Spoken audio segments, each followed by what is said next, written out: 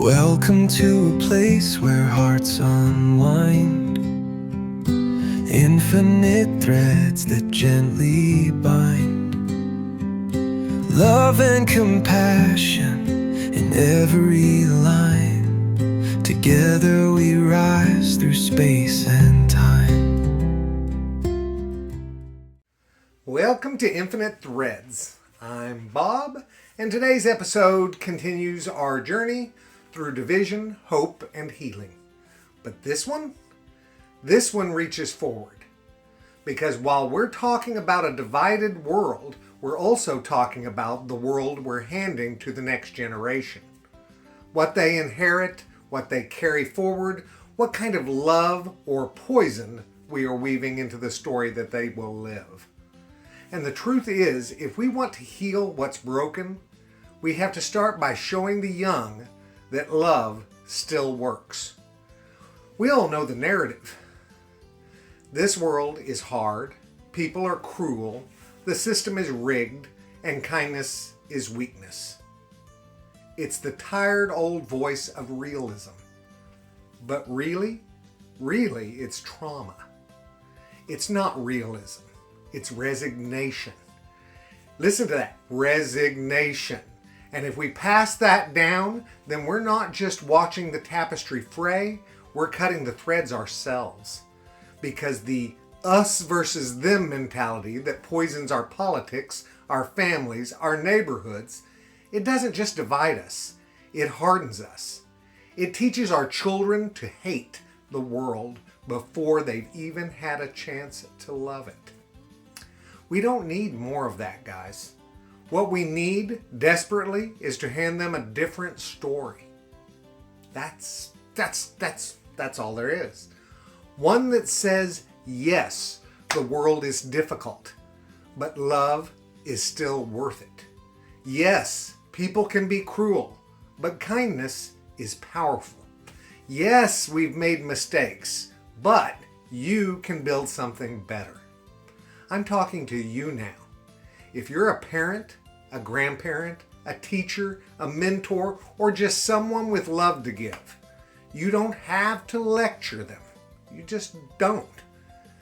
You don't need a perfect past either. You don't need to be a guru. You just need to be real and show them with your life that love still changes things. When you tell the truth kindly, you're planting seeds. When you apologize to them, you're modeling courage. When you validate their feelings, you're teaching them empathy. When you live your values with consistency, you're giving them a blueprint. There's this idea that young people don't care, that they're lost in their screens or jaded or too sensitive. I've been guilty of thinking that about them myself. But now, I don't buy it. I see kids crying over injustice, not because they're weak, but because they still feel. I see teens comforting each other, saying, I love you, without irony, because they know that connection matters more than image.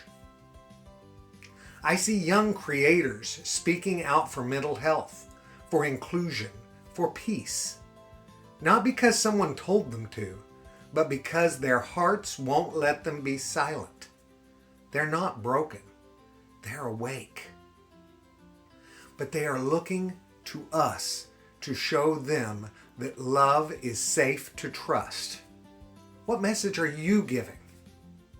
That vulnerability isn't a trap. That gentleness isn't weakness. That empathy can actually work in the real world. And they're watching everything we do. Do you know how good it feels when I receive a message from a young listener who says, "This changed how I see things"? or when someone writes and tells me they passed an episode onto their child or student because it helped them understand something that their heart already knew. Guys, it's everything.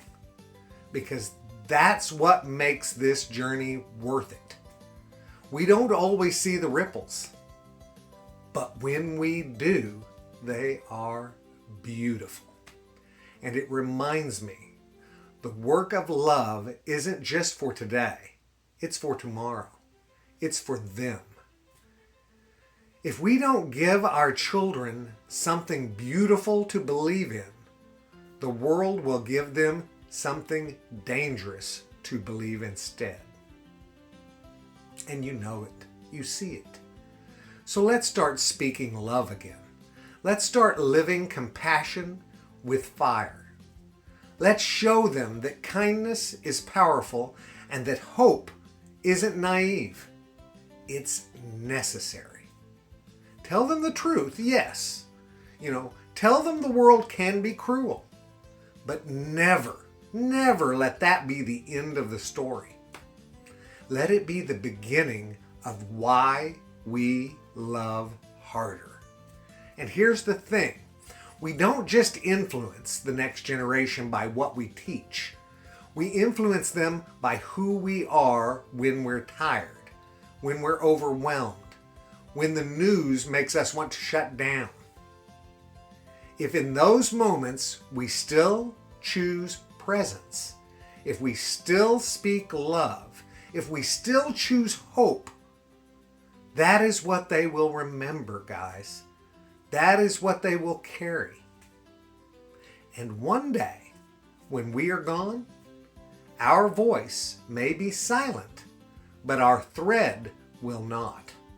It will continue in them, through them, and tie that tapestry together. So to every young heart listening or being shaped by someone who is, you matter. You are part of this. You are not too late.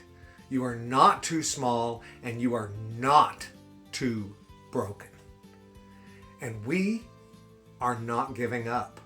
Because if we can teach you anything, let it be this. Love is not weakness. It's your greatest superpower. And you're going to change the world with it, one thread at a time. I love you guys very, very, very much. And you know what I need you to do. Go out and pass that on. Later, Gators. Bye-bye. Every story, every voice, in this love we all rejoice. Infinite threads, here we go. Welcome, friends.